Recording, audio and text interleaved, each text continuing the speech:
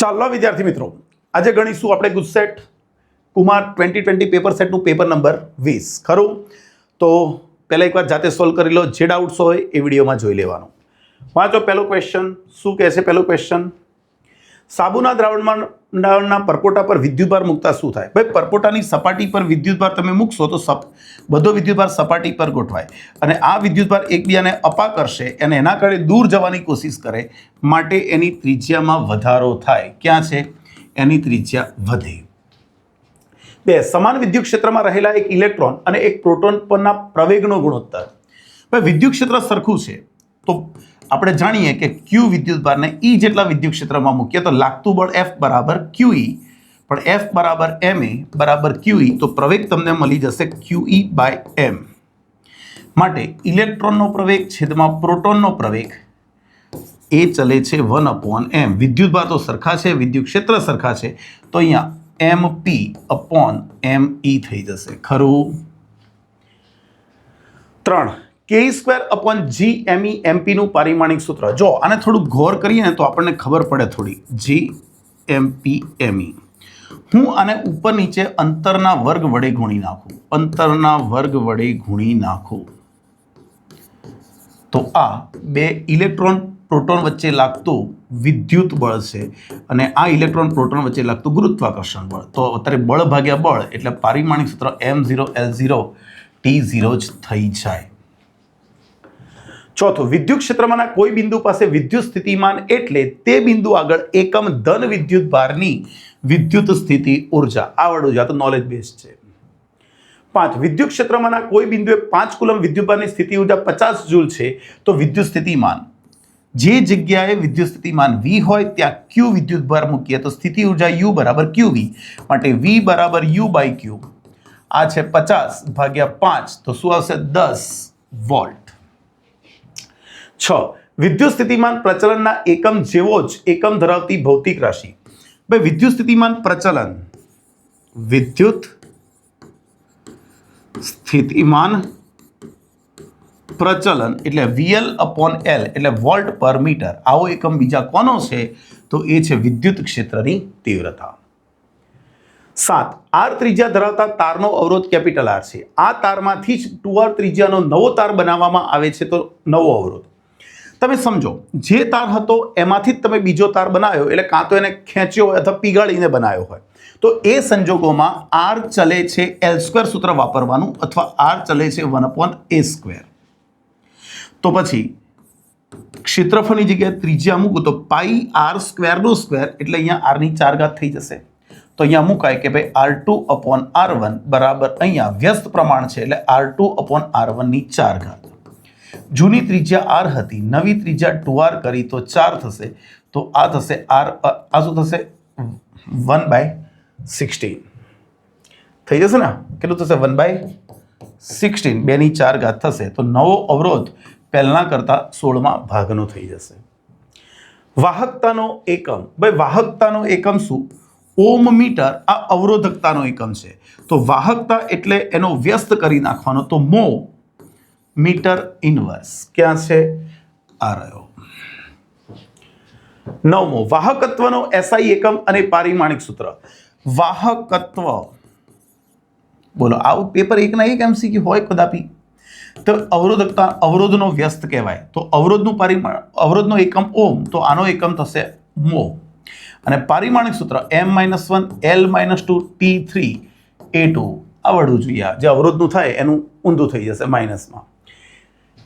એટલે અહીંયા આ નહીં આવે, અહીંયા કયો હશે? સાયમન. સાયમન પણ કહેવાય આને, એટલે આન્સર આ આવશે. ભાઈ, આને આપણે મો પણ કહીએ અથવા એને સાયમન પણ કહીએ છીએ. ખરું? S એટલે સાયમન. એક લાંબા સીધા તારમાંથી 35 એમ્પિયરનો પ્રવાહ વહે છે. તારથી 20 સેન્ટીમીટર અંતરે ચુંબકીય ક્ષેત્ર. I પ્રવાહધારી તારથી R અંતરે ચુંબકીય ક્ષેત્ર μ0I/2πr. μ0 4π × 10⁻⁷ પાઈ એટલે I એટલે 35, 2π અને આ થશે 0.2. 2π એ તો 2, આ 10 થશે એટલે અહીંયા 35 × 10⁻⁶, 3.5 × 10⁻5 આ જવાબ આવી જાય. 11 ચુંબકીય ક્ષેત્રની તીવ્રતાનું પારિમાણિક સૂત્ર યાદ રાખજો. આ સૂત્ર યાદ રાખશો ને તો ઇઝીલી આવી જશે. ILB. તો ચુંબકીય ક્ષેત્રની તીવ્રતા થશે F/IL. F એટલે કોણ? એકમ બનાવવો હોય તો F એટલે ન્યૂટન, પ્રવાહ અને લંબાઈ એટલે મીટર. તારું પારિમાણિક સૂત્ર m1 L1 T-2 upon A1 અને L1. સાદું રૂપ આપી દો તો m1 L0 થશે ને, m1 L0 T-2 A-1. એક પ્રોટોન 10 I આનો વેગ આપ્યો છે 10 I કેપ મીટર પર સેકન્ડથી ગતિ કરે છે. કેટલા ચુંબકીય ક્ષેત્રમાં? તો 5J ટેસ્લાના ચુંબકીય ક્ષેત્રમાં ગતિ કરે છે. તેના પર લાગતું ચુંબકીય બળ Q વિદ્યુત ભાર પર B જેટલા ચુંબકીય ક્ષેત્રમાં V વેગથી ગતિ કરતો હોય તો લાગતું બળ આટલું. Q તરીકે કોણ છે? પ્રોટોન. તો પ્રોટોનનો વિદ્યુત ભાર 1.6 × 10⁻19. V કેટલું છે? 10 I કેપ અને ચુંબકીય ક્ષેત્ર 5J કેપ. તો 10 પંચે 50, 50 × 1.6 એટલે 80 × 10⁻19. I ક્રોસ J તો કોણ થાય? K. આનું સાદુરૂપ આપી દઈએ તો 8 × 10⁻18 K કેરેટ. તે ચુંબકીય ચાક માત્રાનો એકમ એમ્પિયર મીટર સ્ક્વેર અથવા જૂલ પર ટેસ્લા. M બરાબર નિયા. તો આના ઉપરથી આવશે એમ્પિયર મીટર સ્ક્વેર. નહીં તો ટોર્ક બરાબર MB sin થીટા ચાલશે. તો આ જૂલ M અને આને ટેસ્લા મૂકી દો તો નીચે આવશે તો જૂલ પર ટેસ્લા થઈ જાય. ગૂંચળામાંથી પસાર થતા વિદ્યુત પ્રવાહનું મૂલ્ય બમણું કરવામાં આવે તો તેનું આત્મપ્રેરકત્વ યાદ રાખો. આત્મપ્રેરકત્વ તો કોના પર આધાર રાખે છે? μ0 n²A/I. કોઈ કે ના સર આ સૂત્ર નહીં. ના ભાઈ આ સૂત્ર નથી. I વધશે તો phi વધશે પણ ગુણોત્તર કેવો રહેશે? અચળ રહેશે. એટલે પ્રવાહ ઉપર આધારિત નથી. પ્રવાહ ગમે તેટલો કરો આત્મપ્રેરકત્વ અચળ રહે. 15 બે ઇન્ડક્ટરને સમાંતરમાં જોડતા પરિણામી આત્મપ્રેરકત્વ 2.4 હેનરી મળે છે અને શ્રેણીમાં જોડતા 10 મળે છે. તો આત્મપ્રેરકત્વનો તફાવત, ચાલો એક છે L1 બીજું છે L2, બંનેને તમે સમાંતરમાં જોડ્યા તો સમાંતર પેરેલલમાં તમને શું મળશે? L1 બેનો ગુણાકાર છેદમાં બેનો સરવાળો. ઇન્ડક્ટરનું સમાંતર જોડાણ અવરોધને અનુસરે. અવરોધો જે રીતે સમાંતરમાં જોડાય એ રીતે ઇન્ડક્ટર જોડાય. તો આ તમને મળે છે 2.4 હેનરી. અને શ્રેણીમાં જોડો છો સિરીઝમાં તો તમને જો L1 + L2 કરો તો એ તમને 10 મળે છે. આ 10 વેલ્યુ અહીં આપી દઉં તો L1/L2 છેદમાં 10 બરાબર 2.4 હેનરી. તો L1 L2 બરાબર કેટલા થશે? 24. જો બે ઇન્ડક્ટર એવા લેવાના કે જેમનો સરવાળો 10 થાય અને ગુણાકાર કેટલો થાય? 24. તો સ્વાભાવિક રીતે તમે બનાવી દેશો તો એક તમને મળશે 6 હેનરી અને L2 તમને મળશે 4 હેનરી. પણ તમને તફાવત કીધો છે તો L1 - L2 બરાબર 6 - 4 એટલે કેટલું આવશે? 2 હેનરી. ખરો? 16 આપેલ ગૂંચળાની નજીક ગજ્યો ચુંબક લાવતા તેમાં ઉત્પન્ન થતું પ્રેરિત EMF કોના પર આધાર રાખતું નથી? હમણાં જ આવી ગયું, ગૂંચળાના અવરોધ ઉપર આધાર રાખતો નથી. 17 ચુંબકીય ફ્લક્સનું પારિમાણિક સૂત્ર. ચુંબકીય ફ્લક્સનું પારિમાણિક સૂત્ર M1 L2 T-2 A-1. આ બધું યાદ રહેવું જોઈએ. ખરું? 18 તત્કાલીન એસી પ્રવાહ I બરાબર 100 cos 200t + 45 છે તો પ્રવાહનું RMS મૂલ્ય IRMS બરાબર મેક્સિમમ બાય √2. મેક્સિમમ કેટલું છે? 100 ભાગ્યા √2 તો આ થઈ જશે 50 √2. ક્યાં છે? આવો જવાબ તો છે એમાં.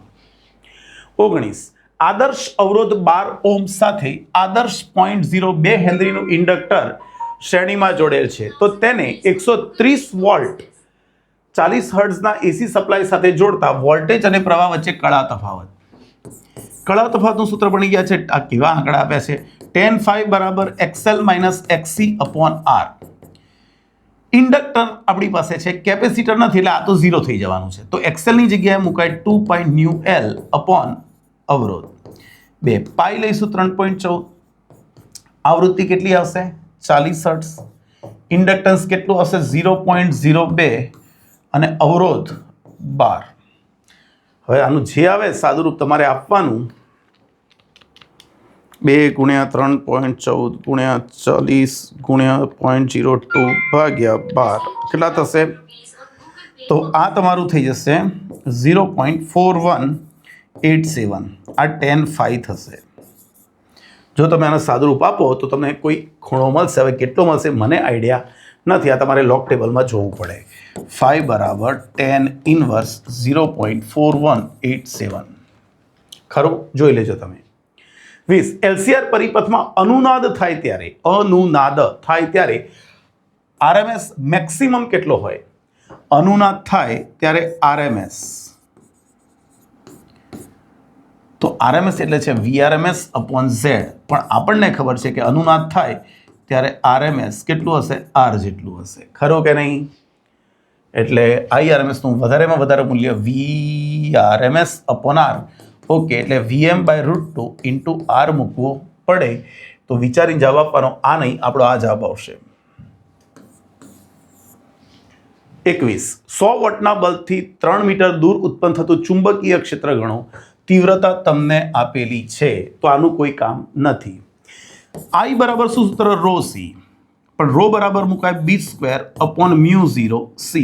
ચુંબકીય ક્ષેત્ર કીધું આરએમએસ મૂલ્ય થઈ જશે. આમ તો મારે ચુંબકીય ક્ષેત્ર ગણવું હોય તો B² બરાબર I μ0/C. ચલો, તીવ્રતા તમને આપી છે 2.2 ગુણ્યા 10⁻², μ0 4π ગુણ્યા 10⁻7 અને C તમને આપ્યું છે 3 ગુણ્યા 10⁸. ચલો, આનું સાદુરૂપ આપીએ. 2.2 ગુણ્યા 4 ગુણ્યા 3.14 ભાગ્યા 3. 9.21 આવે છે. ઓહો, ચુંબકીય ક્ષેત્ર ગણો. તીવ્રતા તો આપેલી જ છે. I બરાબર રો સી B² અપોન μ0. સહી હે? ઓકે, ચલો હેડો, કોઈ ઓપ્શન નથી, ગણીએ તો ખરા. આ 9.9 ઓકે, આ ઘાતમાં કંઈક સેટ થઈ જતું હશે. ઓકે, તો આ 10⁻9 એટલે 10⁻17 થશે. ઓકે, જો અહીંયા બેકી ઘાત થતી નથી એટલે આપણે એક પોઈન્ટ કાપવો પડે, તો 92.1 ગુણ્યા 10⁻18 કરી નાખો. તો તમે આનું વર્ગમૂળ કાઢશો તો 9 પોઈન્ટ સમથિંગ આવશે. 9 પોઈન્ટ સમથિંગ કાઢી જ નાખીએ. ચાલો ને, 92.1નું વર્ગમૂળ 9.6 ગુણ્યા 10⁻9 ટેસ્લા, એટલે આને નેનો ટેસ્લા કહેવાય. 9.6 નેનો ટેસ્લા.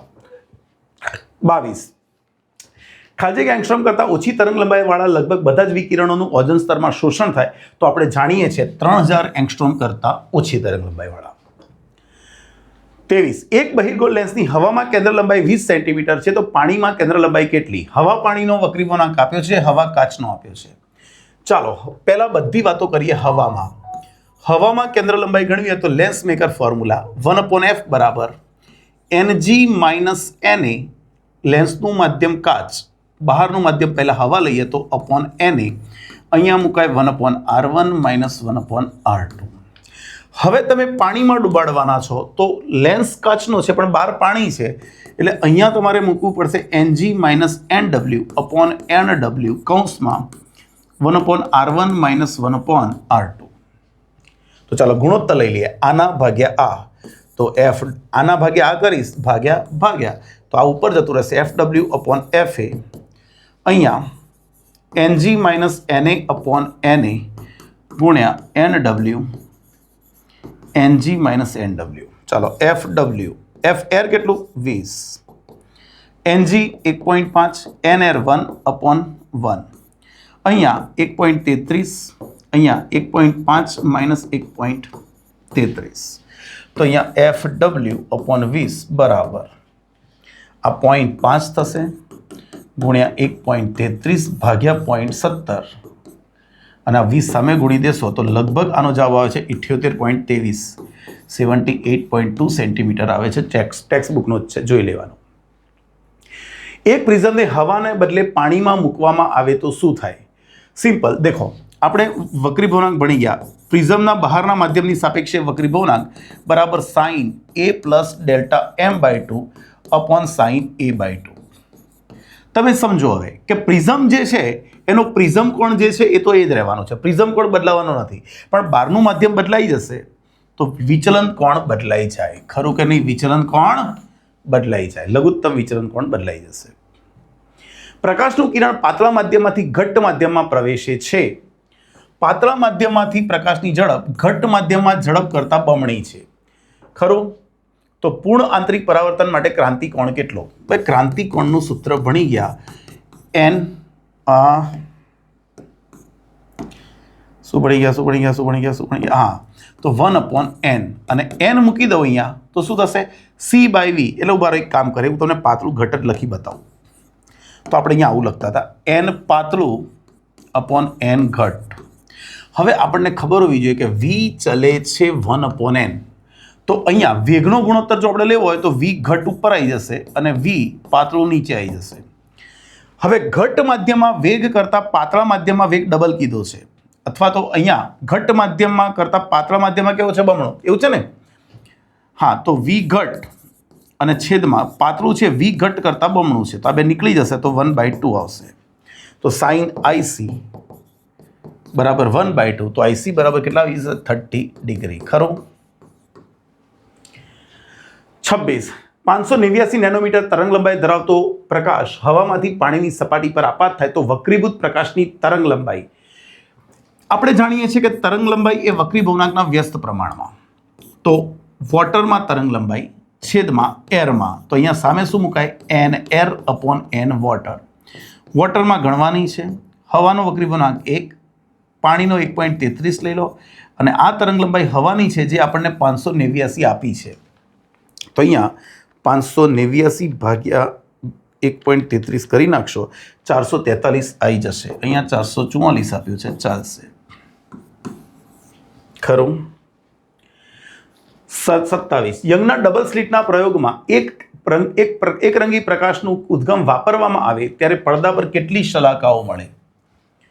એકરંગી પ્રકાશનું વાપરવામાં આવે તો એક રંગી નહીં, અહીંયા બિંદુવત શબ્દ વાપરવો જોઈએ. બિંદુવત ઉદ્ગમ વાપરીએ ને, એનો આકાર કેવો જોઈએ? તો વર્તુળાકાર આવે. તો પડદા પર શલાકાઓ કેવી આવશે? પડદા પર શલાકાઓ જોશો, જો બિંદુવત ઉદ્ગમ વાપરશો તો વર્તુળાકાર મળશે. અને યંગના પ્રયોગમાં એણે પિન હોલનો ઉપયોગ કર્યો હતો, તો એના કારણે તમને આવી શલાકાઓ મળતી હતી, જો હું એને સુરેખ કહું. બરોબર છે? યાદ રાખજો, એટલે અહીંયા ભૂલ ના થાય. બિંદુવત ઉદ્ગમ વાપરશો તો શું મળશે? વર્તુળાકાર મળશે તમને. પણ અહીંયા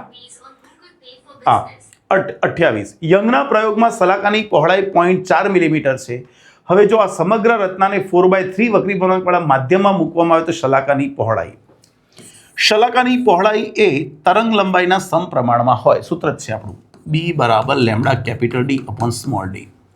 હા, તો B2 અપોન B1 બરાબર, ઉભા રહો પણ, હા અહીંયા ફરી એક ચલન ઉપરથી બીજું ચલન. B પહોળાઈ તરંગ લંબાઈના સમપ્રમાણમાં અને તરંગ લંબાઈ વક્રીભવનાંકના વ્યસ્ત પ્રમાણમાં. તો B2 અપોન B1, તો અહીંયા શું થશે? N1 અપોન N2, વ્યસ્ત પ્રમાણ થશે આ બંનેનું. તો B2. B1 કેટલું છે છોકરાઓ? 0.4. N1 વક્રીભવનાંક કશું નથી કીધું તો હવા, અને નવો 4/3. તો B2 બરાબર આ 3/4 થઈ જશે અને આ સામે આવશે એટલે 0.4, એટલે શું આવશે? 0.3. ખરું? એમ. 29. 100 ગ્રામ દળનો એક પદાર્થ 36 કિલોમીટર પર અવરની ઝડપે ગતિ કરે છે. તમને દળ આપેલું છે 100 ગ્રામ, એટલે 10⁻1 kg. એનો વેગ આપ્યો છે 36 કિલોમીટર પર અવર, 10 મીટર પર સેકન્ડ. તો એની દ્વિભ્રુગલી તરંગ લંબાઈ લેમ્ડા બરાબર સૂત્ર જ મૂકવાનું છે, h/mv 6.625 × 10⁻⁻34 અપોન m 10⁻1 અને આ 10, આ બાટી ફિટ્ટુસ. ઓકે, તો આ જવાબ આવશે બોલો 10⁻34 ક્રમ કયો છે? તો આ ક્રમ છે. 30. ઇલેક્ટ્રોનની દ્વિભ્રુગલી તરંગ લંબાઈ 0.5 × 10⁻10 થી વધારી, એટલે -10 છે અહીંયા -10 આવે, થી વધારીને આટલી કરવામાં આવે તો ઉર્જા કેટલી કરવી પડે? કોઈ કણ કે જેની દ્વિભ્રુગલી તરંગ લંબાઈ લેમ્ડા હોય તેની ઉર્જા બરાબર h²/2m લેમ્ડા². m દળનો કણ કે જેની દ્વિભ્રુગલી તરંગ લંબાઈ લેમ્ડા હોય તેની ઉર્જા આટલી થાય, તો E ચલે છે 1/λ². તો હું અહીંયા મૂકી દઉં કે E2 છેદમાં E1, તો તરંગ લંબાઈ λ1 છેદમાં λ2 સ્ક્વેર, કારણ કે વ્યસ્ત પ્રમાણ છે એટલે ઉલટો ગુણોત્તર થાય. તો E2 બરાબર λ1 કેટલી તરંગ લંબાઈ હતી? 0.5 ગુણ્યા 10⁻10. નવી તરંગ લંબાઈ કેટલી કરી? 1 ગુણ્યા 10⁻10 નો સ્ક્વેર, અને આ ઉર્જા સામે આવી જશે. તો અહીંયા તરંગ લંબાઈ વધારી છે ને, ઓકે, તો 1/2 થાય તો 1/4. તો યાદ રાખો, ઉર્જા તમારે ચોથા ભાગની કરવી પડે પ્રારંભિક ઉર્જા કરતા ચોથા ભાગની. ખરું? 31. 35 keV ઉર્જા ધરાવતા ફોટોનની તરંગ લંબાઈ. ભાઈ ફોટોન શબ્દ વાપર્યો છે તો ઉર્જા બરાબર hc/λ લખવાનું. તો લેમ્ડા બરાબર hc/E. h કેટલું? 6.625 × 10⁻34. c is 3 × 10⁸. Now energy is કેટલી છે? ઉર્જા કેટલી છે? 35 કિલો એટલે 10⁻3. કિલો એટલે 10⁻3 અને EV એટલે 1.6 ગુણ્યા 10⁻19. 6.625 multiply by 3 divided by 35 divided by 1.6. શું આવે? 0.35 ગુણ્યા આ 10⁻27 થશે. 27 અને આ -7 એટલે 10⁻10 થઈ જશે. આટલા મીટર. આને એંગસ્ટ્રોમ કહેવાય. તો 0.35 એંગસ્ટ્રોમ. હા, ઓકે, 3. ના ભાઈ, ના. ફરી એકવાર જોઈ લો.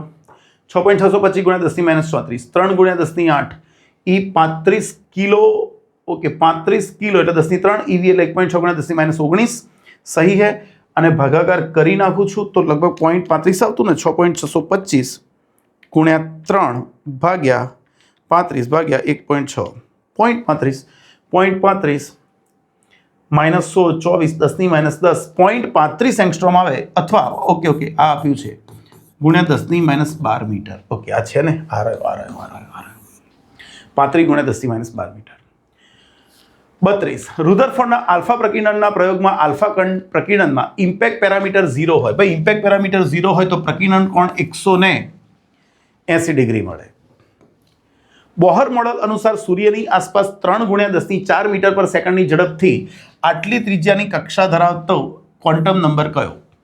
જો જે રીતે ઇલેક્ટ્રોન ન્યુક્લિયસની આજુબાજુ ફરે છે એ રીતે પૃથ્વી ફરતી હોય તો કોણીય વેગમાન mvr બરાબર nh/2π. તો ક્વોન્ટમ નંબર આવી જશે n બરાબર 2π mvr/h. h એ પાઈ કેટલું લેવાનું? 3.14. દળ કેટલું લઈશું? પૃથ્વીનું આપેલું જ હશે 6 ગુણ્યા 10⁻12 ના આવે, 24 આવે. ચાલો, વેગ કેટલો છે? 3 ગુણ્યા 10⁴. આર કેટલું છે? 1.5 ગુણ્યા 10⁻11 ભાગ્યા 6.625 ગુણ્યા 10⁻34. તો 2 ગુણ્યા 3.14 ગુણ્યા 6 ગુણ્યા 3 ગુણ્યા 1.5 ભાગ્યા 6.625 25.6 આવું આવે છે કંઈક. ઓકે, તો 2.6 લખી દઈશું. આ થાય 58 ને 4 62 ને 73. એટલે આ થઈ જશે 2.6 ગુણ્યા 10⁻74. અરે દળ, પૃથ્વીનું દળ યાર, આવું ચાલે? આ ઘાત તમે બદલો, મન ફાવે એમ દળ લઈ લો, ત્યાંથી થાય. જો અહીંયા 12 લેતા તો આમાંથી 12 ઘાત ઓછી થઈ જાત. 12 ઘાત ઓછી થઈ જાત તો શું થાત? 61 હોત તો બી જવાબ ના આવતો. ખરું કે નહીં? અહીંયા ધ્યાન રાખો, આવો જવાબ આવશે 26 ગુણ્યા 10⁻73. 2.6 ગુણ્યા 10 આટલો આવશે. ખરું? જોઈ લેજો એકવાર ધ્યાનથી. જો હાઇડ્રોજન પરમાણુમાં દ્વિતીય કક્ષામાં ઇલેક્ટ્રોનનું કોણીય વેગમાન L હોય તો ચતુર્થ કક્ષામાં કોણીય વેગમાન બરાબર nh/2π. તો L ચલે છે n. મારે ચોથી કક્ષાનું જોઈએ છે છેદમાં બીજી કક્ષાનું. તો ચોથી કક્ષા છેદમાં બીજી કક્ષા. L4 મને ખબર નથી પણ L2 ખબર છે. બીજી કક્ષાનું કોણીય વેગમાન L અને આ થઈ ગયું 2 એટલે તમે સામે ગુણી દેશો તો આન્સર શું આવશે? 2L. 35. રેડિયો એક્ટિવ તત્વ માટે આ નીકળી ગયેલા સિલેબસનો છે. યાદ રાખજો, અર્ધ જીવનકાળ થતો તો ln2/લેમ્ડા, પણ 1/લેમ્ડા એટલે અહીંયા થતું હતું સરેરાશ જીવનકાળ. ખાલી હવે લખાઈ દઉં છું ભાઈ. ટાઉ બરાબર અહીંયા થશે ln2 એટલે 0.693 થાય અને ટાઉ 1/2. આને ભાગાકાર કરશો તો 1.44 જવાબ આવતો તમારા ખ્યાલથી. બરાબર છે? છોડો ને ભાઈ, નથી સિલેબસમાં. હાઇડ્રોજનના સમસ્થાનિકમાં એક પ્રોટોન અને એક ડ્યુટેરોન હોય છે. કોનામાં? એક પ્રોટોન એક ન્યુટ્રોન તો એક ડ્યુટેરોન હશે. 37 પ્રોટોનની ત્રિજ્યા કેટલી? ભાઈ પ્રોટોન એટલે હાઇડ્રોજન અને હાઇડ્રોજન માટે કહીએ તો આ 1.2 ફર્મી લઈ લઉં ચાલો, ખરું? અને હાઇડ્રોજન માટે 1H1 તો એનો અણુભાર પરમાણુ દળાંક 1 લઈ લઈએ તો અહીંયા 1 મૂકી દઉં તો 1.2 ફર્મી ગુણ્યા 10⁻15 મીટર. એકચ્યુઅલીમાં જે આપણે R0 લઈએ છીએ ને એ પ્રોટોનની ત્રિજ્યા છે. 38 એન પ્રકારના સિલિકોન માટે કયું વિધાન સાચું છે? એન પ્રકાર, એન કયો છે? એન પ્રકાર એમાં પેન્ટાવેલેન્ટ અશુદ્ધિ હોય, ઇલેક્ટ્રોન મેજોરિટી હોય, હોલ માઇનોરિટી હોય. ઇલેક્ટ્રોન મેજોરિટી સાચું, ટ્રાયવેલેન્ટ પરમાણુઓ ડોપન્ટ એટલે ખોટું ગણાય. ઇલેક્ટ્રોન માઇનોરિટી એ તો બિલકુલ ખોટું. હોલ્સ માઇનોરિટી છે સાચું અને પેન્ટાવેલેન્ટ ડોપન્ટ એ બી સાચું. એટલે આખું સ્ટેટમેન્ટ આ એકલું સાચું છે. 39 5 ઓમ ઇન્વર્સ સેન્ટીમીટર ઇન્વર્સ વાહકતા ધરાવતા જર્મેનિયમ અર્ધવાહકમાં કેટલી અશુદ્ધિ ઉમેરવાથી એન પ્રકારનો અર્ધવાહક તૈયાર થાય? ઇલેક્ટ્રોનની મોબિલિટી આપી છે અને વાહકતા અવગણવાની છે હોલની, આ આપ્યું છે. ભાઈ મોબિલિટીનું સૂત્ર ભણી ગયા હતા, મોબિલિટી બરાબર સિગ્મા અપોન એની, ખરું ને? આવું ભણ્યા હતા? હા ભણ્યા હતા. તો એન બરાબર સિગ્મા, જે વાહકતા આપી છે, અપોન મ્યુ ઇન્ટુ ઈ. મ્યુ એટલે મોબિલિટી. સિગ્મા શું છે ચાલો પહેલા જોઈએ. ભાઈ સિગ્મા છે 5 ઓમ ઇન્વર્સ સેન્ટીમીટર ઇન્વર્સ. તમારે એને કયા યુનિટમાં ફેરવવું પડશે? મીટરમાં. તો જુઓ અહીંયા સેન્ટીમીટર મૂકીશ નું મીટર કરીશ તો 10⁻2 મીટરની -2. ચાલો એટલે આ થશે તમારું 5 ગુણ્યા 10⁻2. બરોબર છે. બીજું મોબિલિટી આપી છે મ્યુ બરાબર 3900 સેન્ટીમીટર સ્ક્વેર, વોલ્ટ -1 સેકન્ડ -1 તો અહીંયા થશે 3900 સેન્ટીમીટરનું કરીએ તો 10⁻4 મીટર સ્ક્વેર થઈ જશે, ખરું? આવું આવે. તો ચાલો કિંમતો મૂકીએ તો સિગ્મા કેટલું છે? 5 ગુણ્યા 10⁻2. મ્યુ કેટલું છે?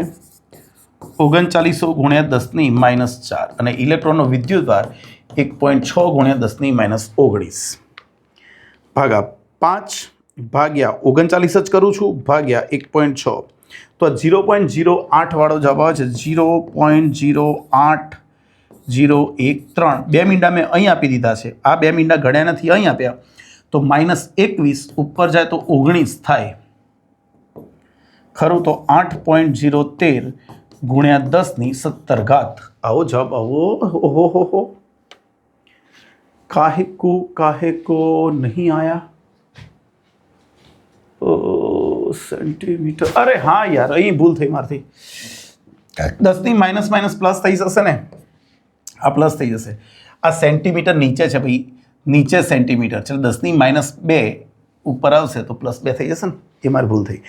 ઓકે છોકરાઓ, તો આપણે સુધારી દઈએ બધું. તો 6 એટલે 25 થાય.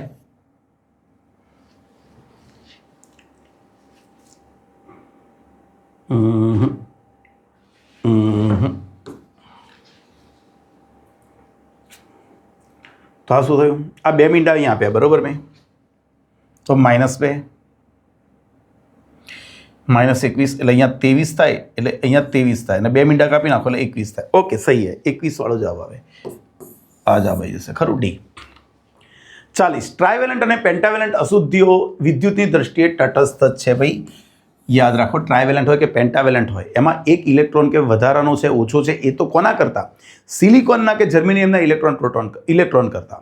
બાકી જેટલા ઇલેક્ટ્રોન હોય એટલા પ્રોટોન તો હોય જ દરેક તત્વમાં, એટલે તટસ્થ જ હોય. તો 40 MCQ પત્યા. તો રિવિઝન અગેન, ખરું? ચાલો, તો 20મું પેપર હતું. હવે આપણે 1 થી 20 પેપર પતી ગયા કુમારમાં જે 21 થી 26 પેપર છે એ બોર્ડના છે, જે મેં એના પેપર મૂકી દીધા છે, આગળ સોલ્યુશન મૂકી દીધું છે. એટલે એમ જોવા જઈએ તો કુમાર પેપર સેટના 26 પેપર આપણે ગણી નાખ્યા. હવે દરેક ચેપ્ટર વાઇઝ જઈશું. ચેપ્ટર વાઇઝ દરેક ચેપ્ટરના મિનિમમ 50-60 MCQ પકડીશું સારામાંના, બરાબર છે? અને એ ઉપરથી આપણે આગળ વધીશું, ખરું? ચાલો મળીએ નેક્સ્ટ લેક્ચરમાં, ત્યાર સુધીમાં રિવિઝન કરતા રહેજો.